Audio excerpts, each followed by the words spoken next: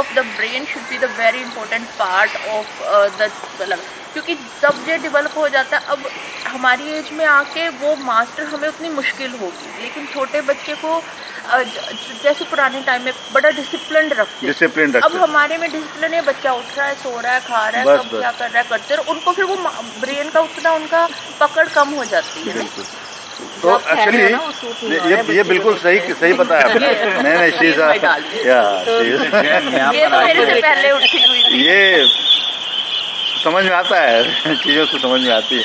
नहीं, मैं ये बता रहा हूँ कि आपका पॉइंट बिल्कुल सही है, but then thing is this is the age when she should develop her personality. ठीक है, अब ये हमारी ड्यूटी बनती है, being as a parent, it's our responsibility what she और he can be expose to. उसको क्या चीज़ बताया जाए, क्या चीज़ें, और क्या ये पॉसिबल है कि each and every thing, each and every aspect of life we can feed her और फीड हिम? नहीं, इट्स नॉट पॉसिबल। तो इनके पास एक ऐसा टूल दे दिया जाए जिससे दे कैन आइडेंटिफाई कि ठीक है, ये चीज़ करना है, ये चीज़ सही कर रहा हूँ, ये चीज़ गलत है। They will have a clear distinction between good and bad. तो वो टूल क्या है? वो टूल है meditation. The moment they start getting into meditation, they can organize themselves very well, they can क्या बोले उसको manage themselves very well।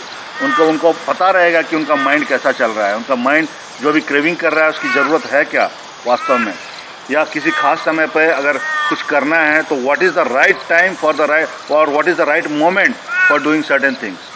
कभी कभी हम चीज़ों को ऐसा करते हैं जो उस समय के लिए सही नहीं होती, तो उस समय पर सही चीज़ों को करना, that is also very important.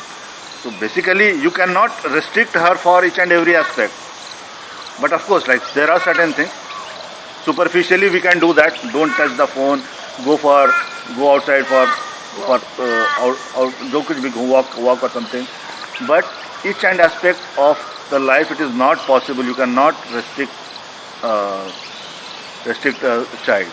उसके लिए उनको अभी से जब वो छोटे हैं तभी से उनको बताना पड़ेगा कि तुम्हारे पास आगे चल के ये सारी समस्याएं भले नहीं आएंगी, या समस्याएं, क्योंकि इस ह्यूमन लाइफ के में जो रास्ता है हमारा, वह रास्ता इतना स्मूथ नहीं है। Each and every moment is a friction.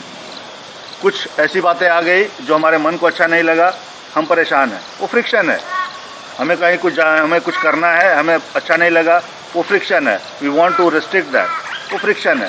But how you are taking that friction, that is important. Is that friction is going to consume your energy, और अगर वो चीज़ें गुजर गई and you did not have any issue, you did not feel anything bad, that is also fine. So basically we need to come out of that friction. So purpose of the life should be, friction will be each and every step, her step पे हमें वो friction देखने को मिलेगा, लेकिन उस friction को हमें कैसे लेना है. Is it actually giving some problem, और it past and you did not realize, ठीक है चला गया, कोई बात नहीं, होता है.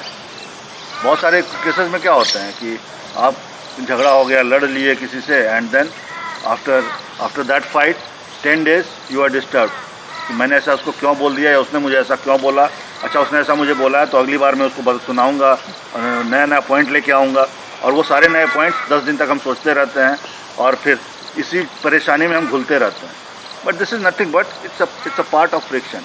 अगर हमारा झगड़ा हो भी गया और 1 मिनट में अगर हम शांत हो गए तो बात ख़त्म हो गई ना. 10 दिनों तक तो हमने अपना एनर्जी ख़राब नहीं किया उस चीज़ के पीछे. तो हमें वो एनर्जी हमें अपने लिए रखना है, हमें उस चीज़ को कंज्यूम, हमें उस दूसरे चीज़ों पर उसको खर्च नहीं करना है. कहने का तात्पर्य है.